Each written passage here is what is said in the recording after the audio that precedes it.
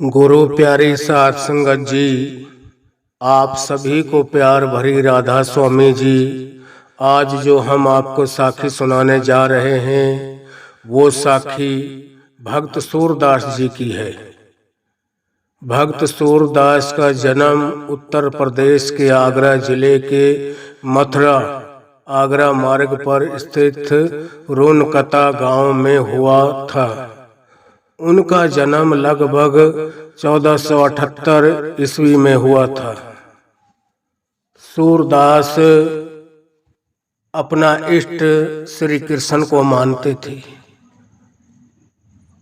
उनकी भक्ति में लीन रहते थे, उनके स्वरूप को ही अपनी आंखों में बसा कर रखते थे।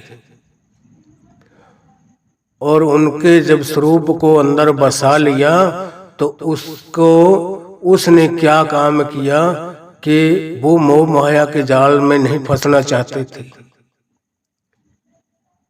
हमको मोह माया क्यों होता है? क्यों हम पहले उन एक दूसरे की सूरत को देखते हैं और सूरत को देखकर हमारा मन चलायमान हो गया, किसी का कुछ हो गया, किसी का कुछ हो गया, उसके ऊपर मोहित हो जाता है और हमारा मन जो है वो डिमांड करने लग जाता है, उसकी मांग रखने लग जाता है हमारे आगे कि मेरे को तो यही चाहिए। इसलिए भक्त सूरदास ने अपनी दोनों आंखें पत्थर से फोड़ ली थी, उनको खत्म कर दिया था कि ना ये आंखें होंगी, ना कोई किसी नाशवान चीज को देखेंगी और ना मैं मोह माया के जाल में पड़ूंगा कि ये मेरा बेटा है, मेरी बेटी है। इस गृहस्था चीज से बिल्कुल दूर रहना चाहता था। ना मैं किसी भी चीज के दर्शन करूंगा, अच्छी के ना बुरी के, ना किसी भी चीज के। ना मेरा मन उनको देखकर पसंद करेगा कि ये बहुत अच्छी है, ये तो तेरे पास होनी चाहिए।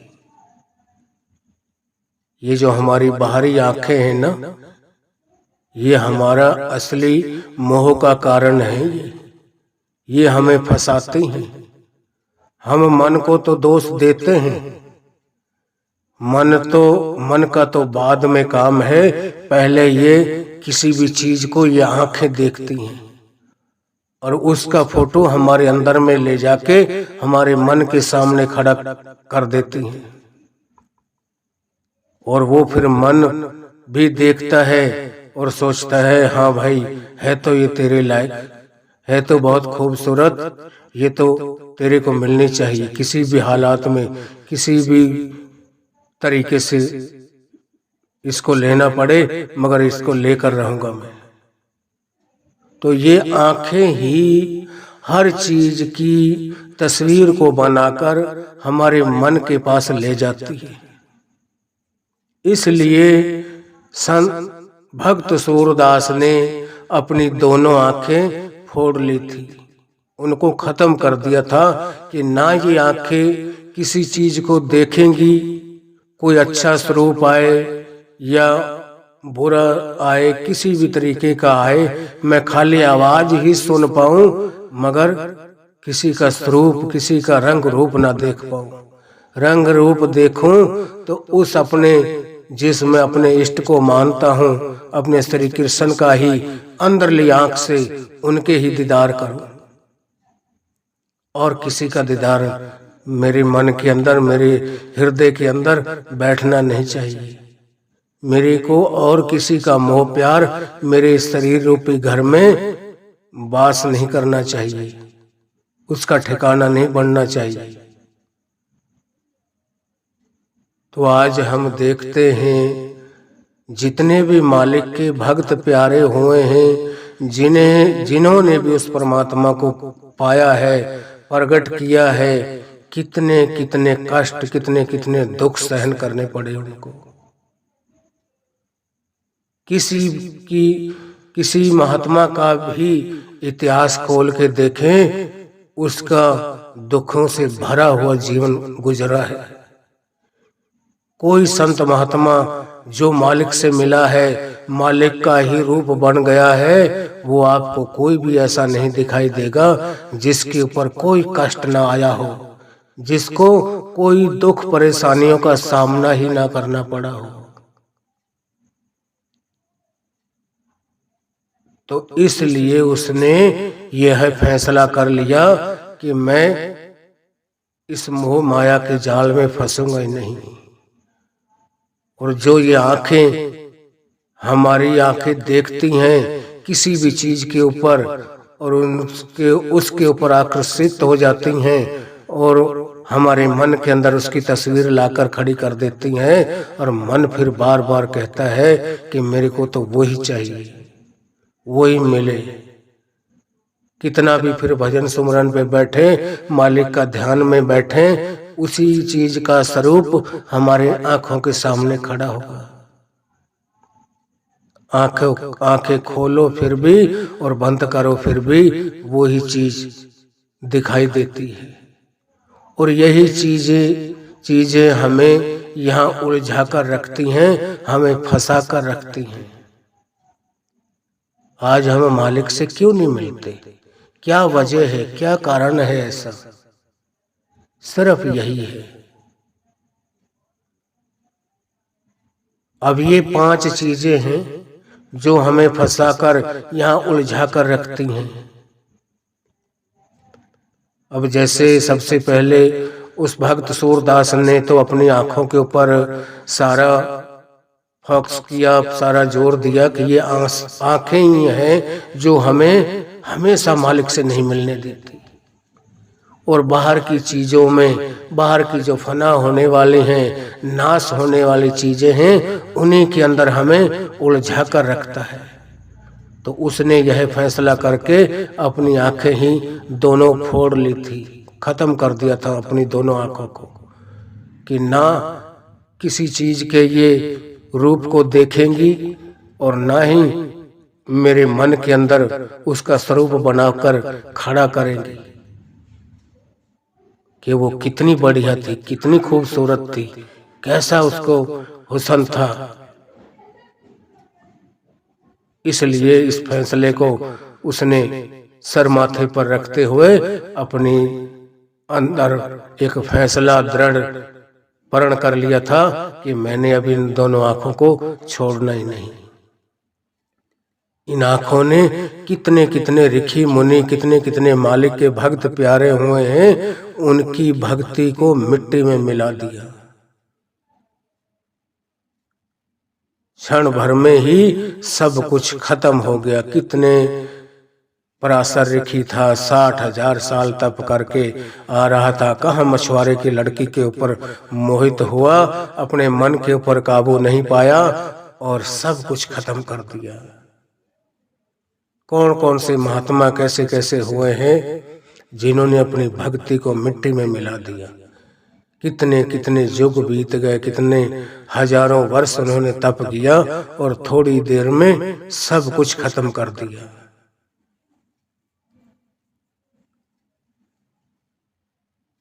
और संत महात्मा जितने भी आए हैं, जिन्होंने उस मालिक को पाया है, सब के ऊपर इतनी मुसीबतें ना उनको घर वालों ने बख्शा है, घर परिवार वालों ने भी उनको नहीं बख्शा, और आम लोग तो उनको जो उनको दुख देते थे शायद या वो जानते हैं या वो कुल मालिक जानता है।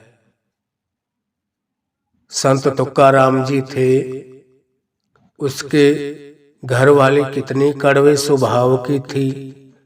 संत तुकाराम कितना सहनशीलता का उस मालिक की एक मूरत थी कि चाहे कोई कुछ भी उसको बोल देता, कुछ भी कह के चला जाता, आगे से उसको जवाब नहीं देता था। और उसके घर वाली कितने कड़वे स्वभाव की थी।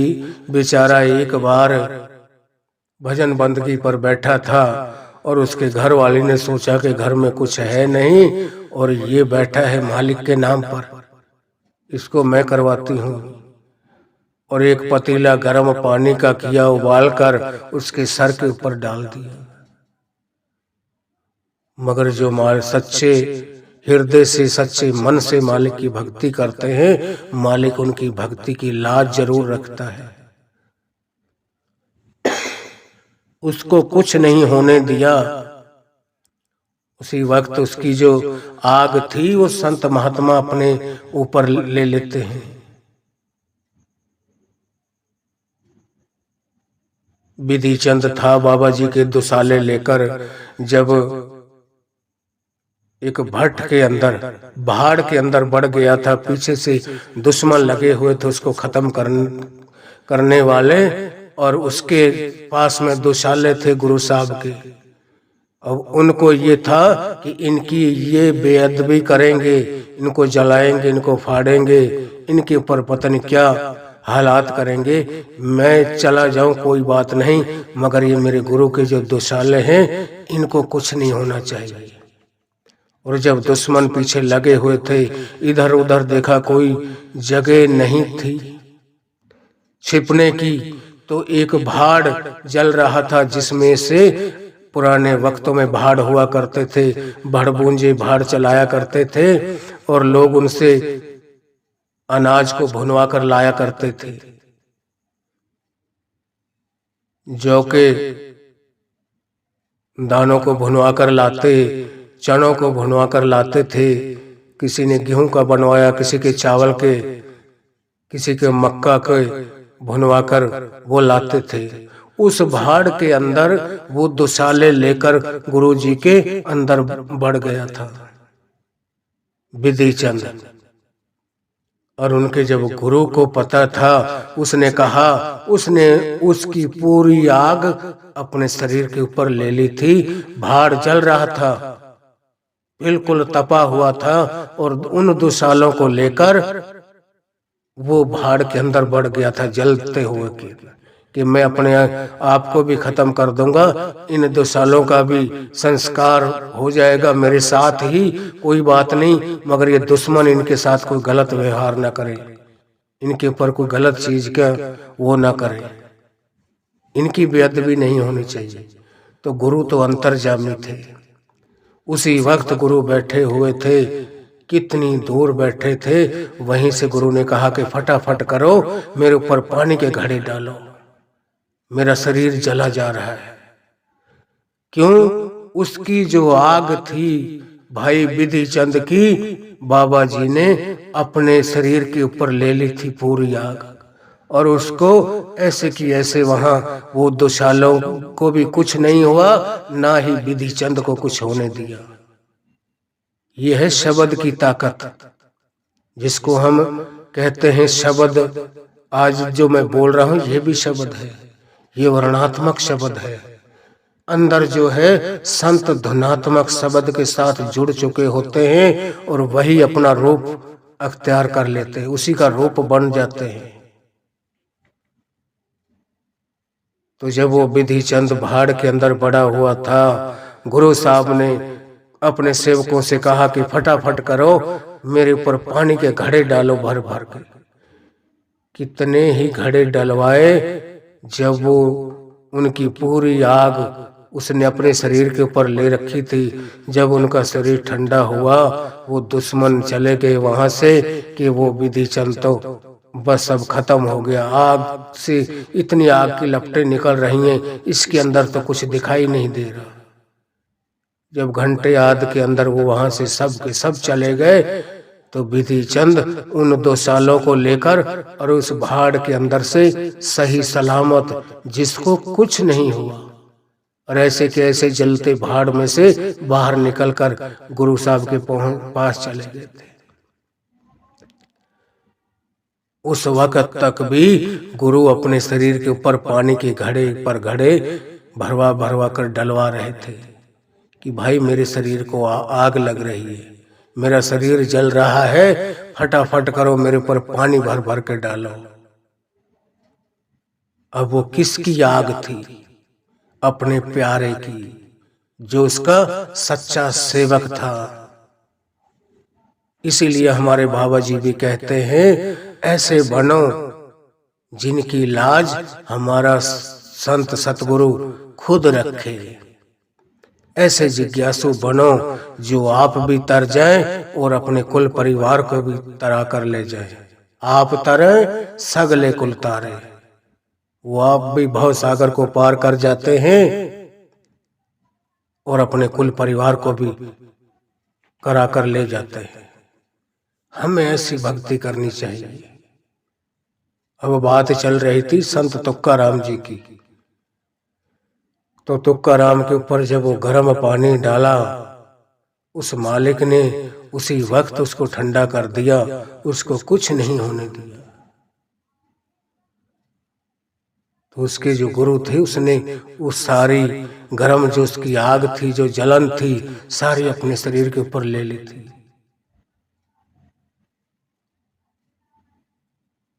दूसरी दफा घर में आटा नहीं था, भेजा उसको कि जा 2 बच्चे हैं और इनको खाना बना के देना है, कहीं से आटा लेकर आओ। अब संत तुकाराम इतने दयालु थे, किसी के भी चले जाते, जो कुछ उनको मिल जाता चुपचाप लेके अपने घर चले जाते। और उसको जब कोई चीज लेके जा रहा होता था, रास्ते में से किसी ने मांग लिया कि भाई तुकाराम, हम क्या तेरे बेटे बेटियां नहीं हैं? हम भी तेरी औलाद है, हम भी तेरे भाई बंधु हैं, क्या हमको नहीं ये चीज देगा? अब जो अपने बच्चों के लिए ले जा रहा होता था, वो चीज उसी वक्त उनको पकड़ा दिया करता कि ले भाई आप खा लो, कोई नहीं, हमको भी मालिक देगा कहीं से। इसी तरीके एक दिन जब आटा लेने के लिए भेजा तो किसी से अपने मुख से नहीं मांगता था। एक कोई बहुत बड़ा जमींदार था, काफी जमीन थी उसकी, उसके वहां गया।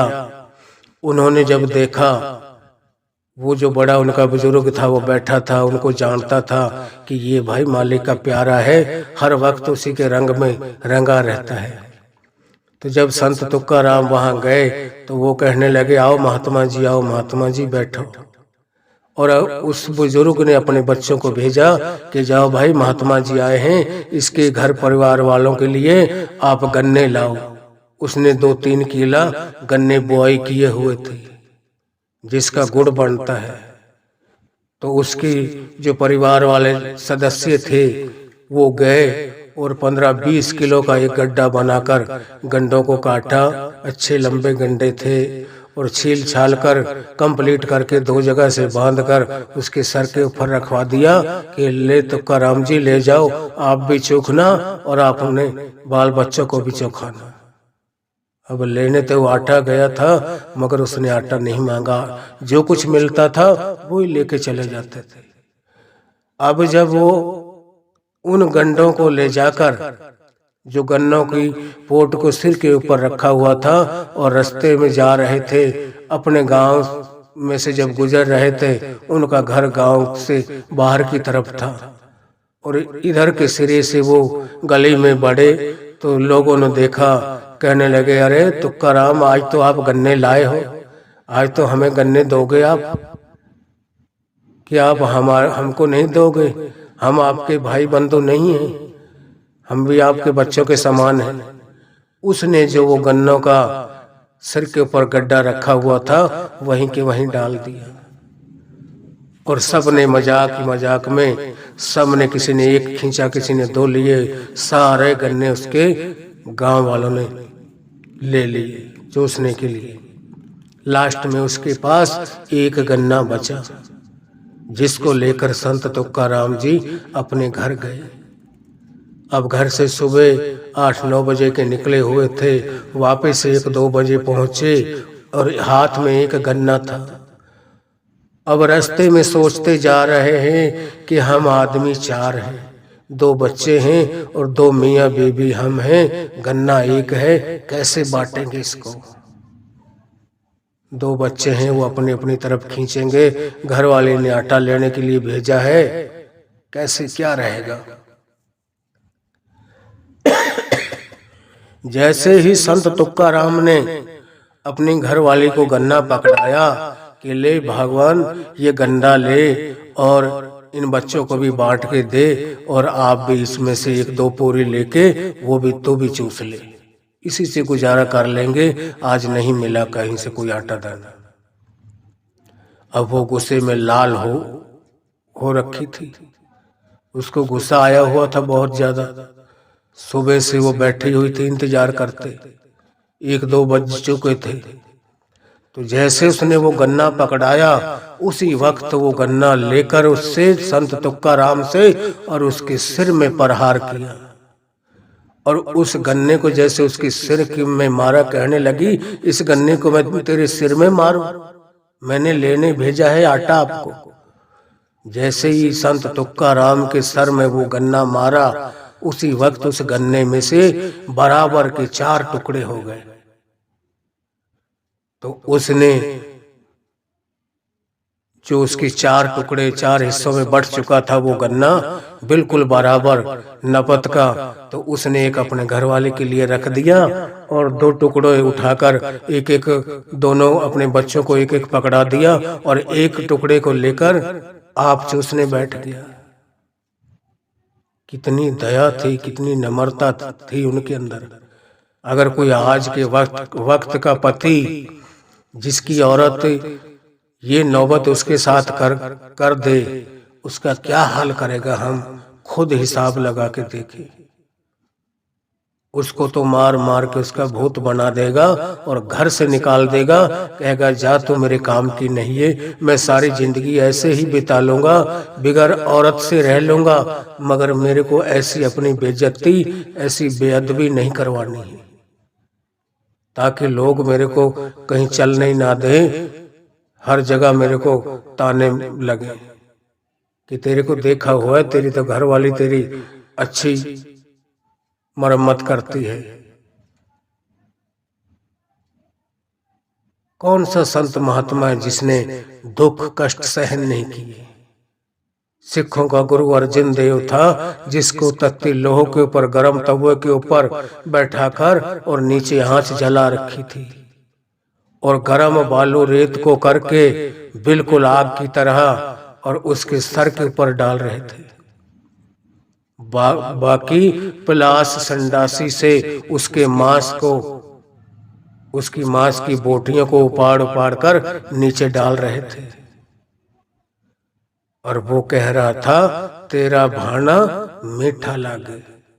कि मालिक, इनकी क्या ताकत है, आपके हुक्म के सिवा एक पत्ता नहीं हिलता, जब एक पत्ता भी नहीं हिलता तो इनकी क्या ताकत है कि ये मेरा कुछ बिगाड़ सके या मेरे से कुछ कह सके।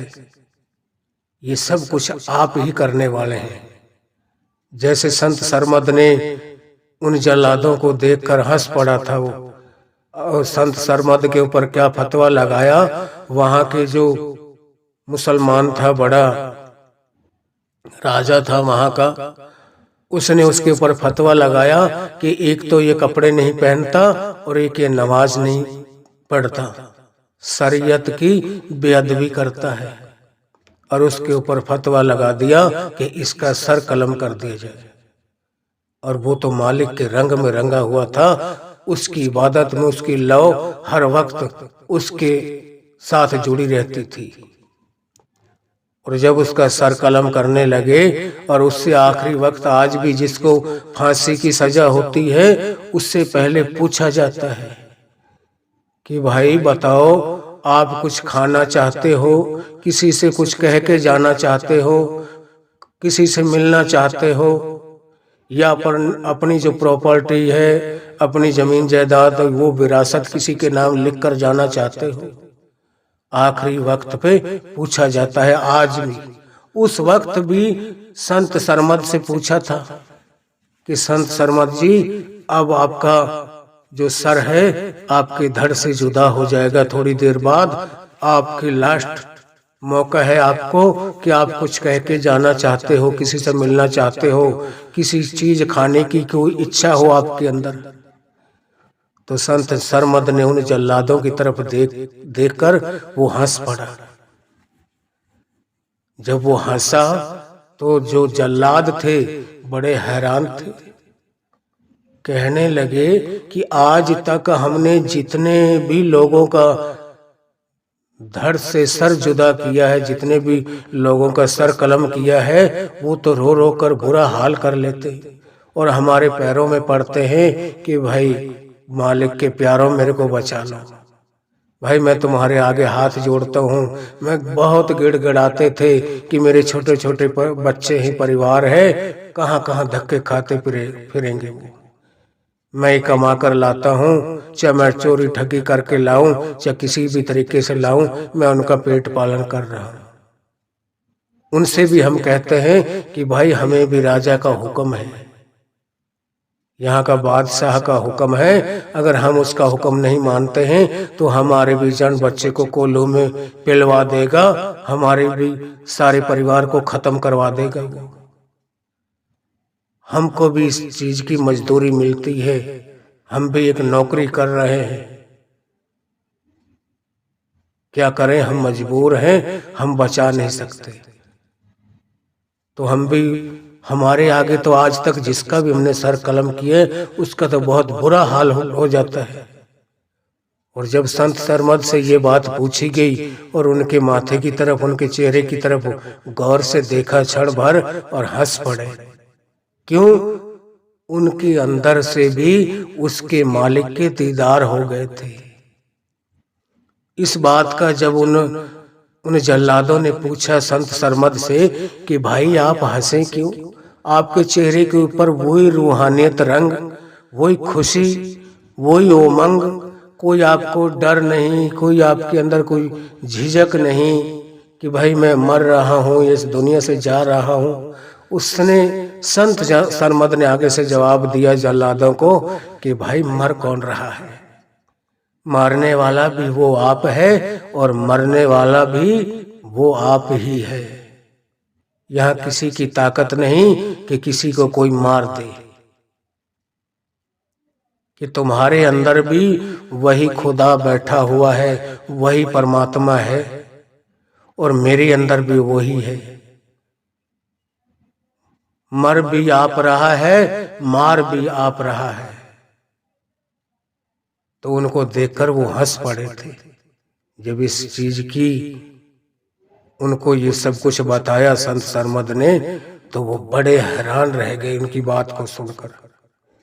कहने लगे मेरे मालिक के प्यारो, अब जल्दी करो, मैं बहुत देर हो रही है मेरे को, मैं जल्दी अपने घर जाऊं।